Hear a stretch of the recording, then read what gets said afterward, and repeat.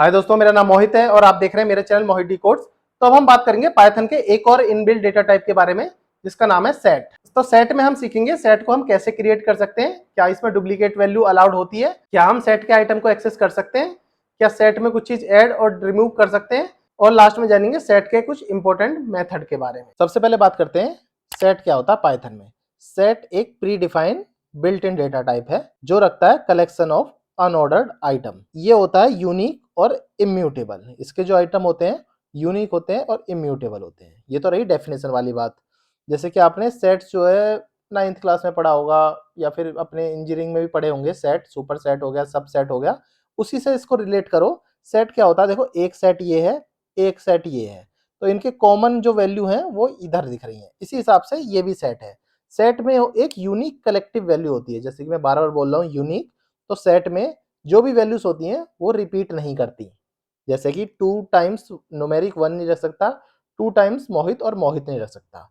Sets में list और dictionary ये चीज तो अप्लाई होंगी ही नहीं, क्योंकि लिस्ट की वैल्यू भी म्यूटेबल है और डिक्शनरी की वैल्यूज भी आप इजीली चेंज कर सकते हैं। आपने प्रीवियस लेक्चर में आपने देख चुके हैं कि डिक्शनरी और लिस्ट दोनों को मैंने चेंज करके आपको दिखाया हुआ है।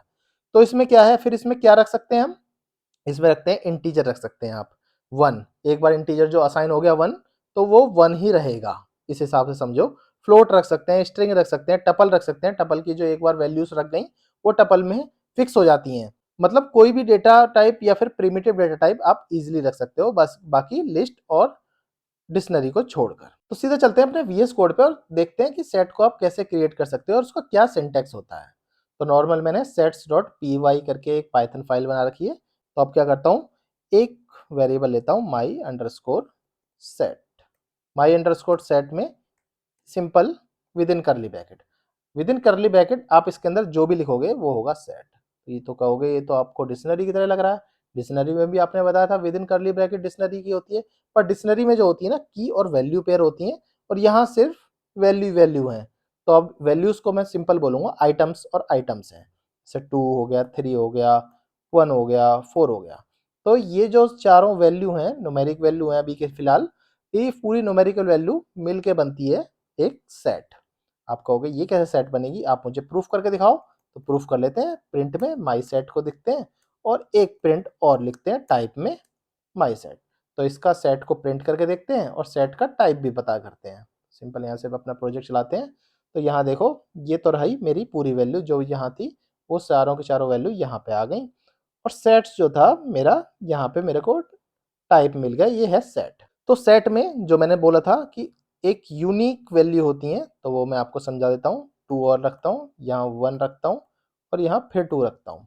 तो अब क्या आएगा, अब उससे पता चल जाएगा यूनिक क्यों है। देखो सिंपल, जो आउटपुट था, वो जो पहला आउटपुट था 2 3 1 4 सेम आ गया, क्योंकि जो डुप्लीकेसी होती है वो ऑलरेडी ये इग्नोर कर देता है अपने अंदर से।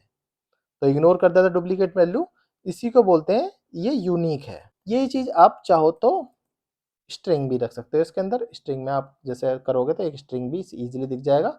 अब 2 बार स्ट्रिंग लिखोगे, सिंपल मोहित लिखोगे और फिर इसको प्रिंट कराओगे, तो एक ही बार मोहित प्रिंट होगा। तो ये चीज़ आपको पता चल रही है, इसकी यूनिक प्रॉपर्टी होती है। अब यहाँ से मैं ये हटाता हूँ।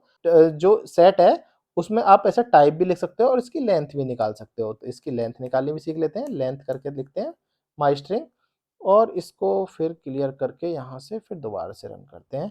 तो इसमें आपको लेंथ मिल जाएगी 5, 1 2 3 4 5। इस हिसाब से इसको लेंथ भी आप कैलकुलेट इजीली कर सकते हो। अब बात करता हूँ, देखो डुप्लीकेसी वैल्यू तो नॉट अलाउड है, ये मैंने बता दी।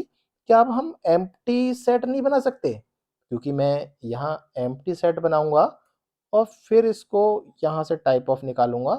तो देखना एम्प्टी सेट क्या दिखाएगा आपको, टाइप डिक्शनरी दिखा रहा टाइप। तो एम्प्टी सेट तो हम नहीं बना सकते इसका मतलब।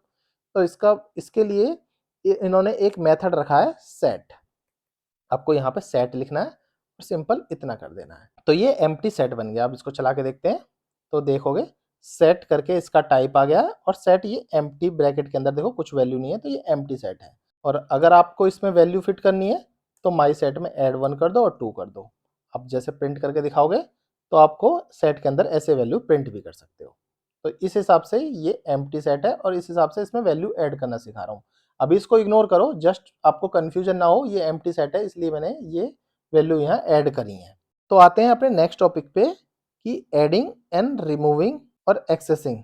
अब मैं सिखाता हूँ इसके कुछ मेथड कि सेट्स पे आप आइटम को कैसे ऐड और कैसे रिमूव कर सकते हो।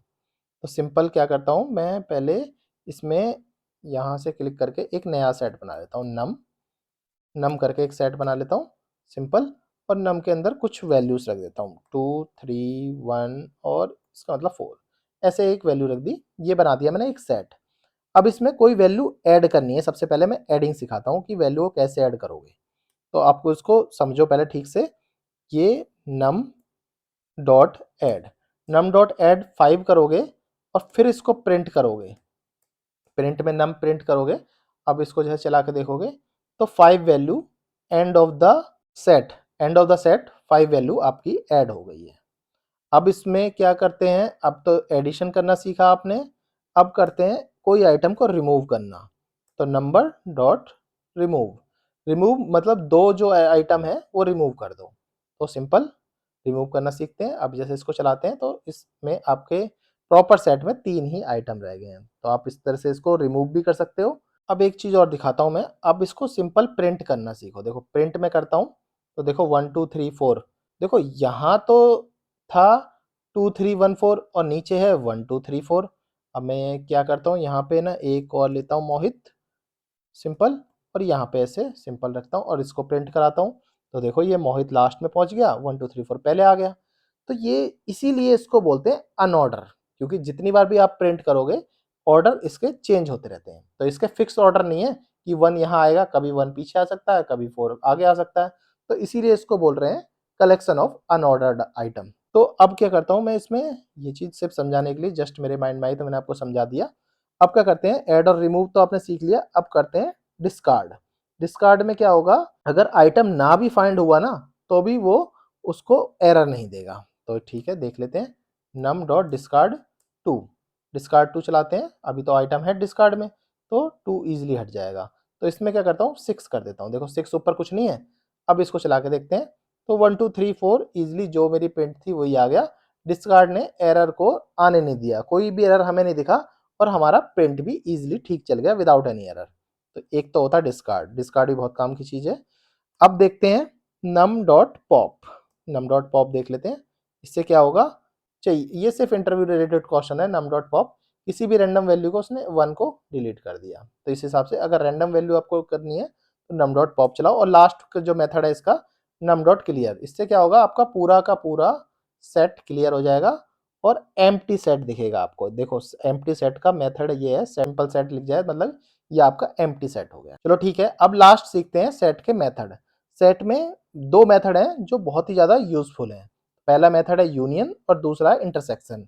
इन दोनों को डिटेल में सीखते हैं।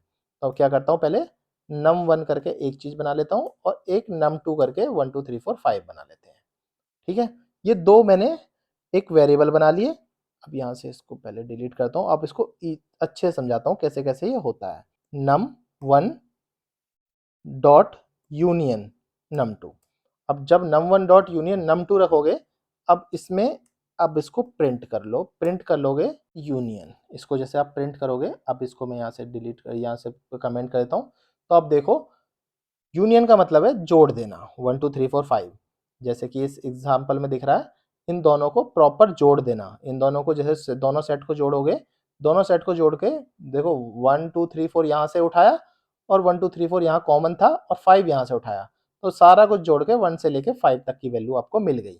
तो यूनियन का मतलब क्या है, दोनों सेट को कंबाइन कर देना, दोनों सेट की वैल्यूज को कंबाइन कर देना। एक होता है इंटरसेक्शन मेथड। क्या करता हूँ यहाँ से पहले नम 1 डॉट इंटरसेक्शन, इंटरसेक्शन ठीक है, नम 1 डॉट इंटरसेक्शन नम 2। अब जैसे num 1 डॉट इंटरसेक्शन num 2 करोगे आप और इसको कर दो कमेंट और प्रिंट में लिख दो, प्रिंट में num 1 dot intersection num 2। Intersection का मतलब होता है एक कॉमन वैल्यू निकाल के लाना, इन दोनों के बीच में जो कॉमन वैल्यू थी, जैसे कि कॉमन वैल्यू 1 2 3 4, तो इसमें भी 1 2 3 4 आ रही है, 1 2 3 4 इसमें भी आ रही है, 5 दोनों में नहीं आ रही, 5 यहाँ नहीं आ रही, तो यहाँ 9 यहाँ नहीं आ रही, तो 9 और 5 को ये इग्नोर कर देगा। 1 2 3 4 जो भी कॉमन वैल्यू है इंटरसेक्शन से आप कॉमन वैल्यू निकालते हैं, यूनियन से आप कंबाइन बोथ वैल्यू को कंबाइन करके निकालते हैं। ये दो मेथड जो हैं सेट्स के बहुत ही यूजफुल मेथड हैं जो आपको पता होना चाहिए। तो ठीक है, सेट आपको इजीली समझ आ गया होगा। कोई भी प्रॉब्लम, कोई भी इशू आ रहा हो तो मेरे को कमेंट पे पूछे। अभी के लिए इतना ही, फिर मिलते हैं नेक्स्ट लेक्चर में। तब तक के लिए थैंक्स फॉर ज्वाइनिंग।